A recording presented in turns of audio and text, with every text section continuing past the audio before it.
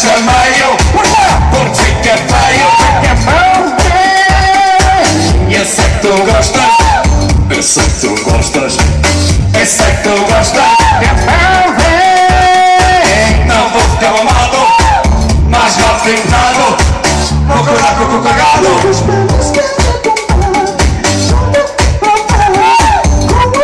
Vamos ir a bogas a ponta do corpo. Vou passar por um furado, vou para o aeroporto, pela sentado. Ai,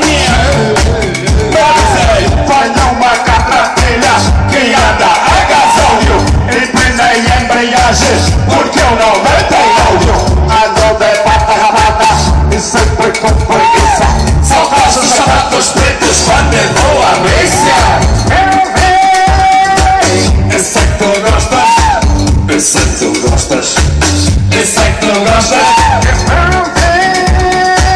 Então é que cheio, não deixa meio, porque fica feio. Eu vou no dedo, tu gostas, eu sei que tu gostas. Não vou ficar nada, mas não fico nada. Vou provar que eu tô pagado.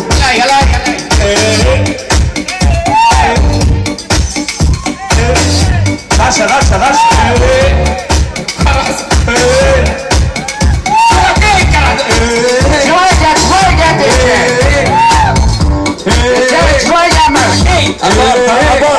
Abortion, agora já é legal. Não corta, é a minha parte agora, caralho. Eu até escrevi aqui.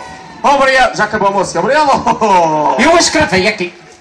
Olha, pá. É Por que é que vocês têm que cortar sempre na parte... Este tamanho está preso. Olha, tu- Estão atravessando, caraças. Tu não consegues de que memorizar. Eu acho que agarro qualquer um daqui e vem para aqui e consegue. olha, Eu não vi é. uma cobra lá em cima que me tinha no microfone no sonho. De certeza absoluta. Também não se faz ela turma aqui. Tá bem? É publicamente. Mas fazia isto. Uma coisa é a minha irmã vesguinha, outra coisa é a penúltima. Aí depois ganha quando ela trabalhava no corre da banana, a carta banana. Lembras quando ela caiu no counter, que ela era assim, ai, um de cada vez, um de cada vez. Banana. De porca aquela é. Olha, fala em banana, faz-me lembrar quando fui lá abaixo ao Dulce Vita. Estava uma menina de minissaia lá e ela disse, olha, o senhor quer ir? Pequeno, eu já não posso. Olha, o senhor que venha, eu. Não, eu já não posso. Venha, senhor, não se preocupe. Fui com ela, uma, duas, três, quatro, cinco, e ela, o senhor disse que já não podia. Não posso pagar, mas fazer para hoje.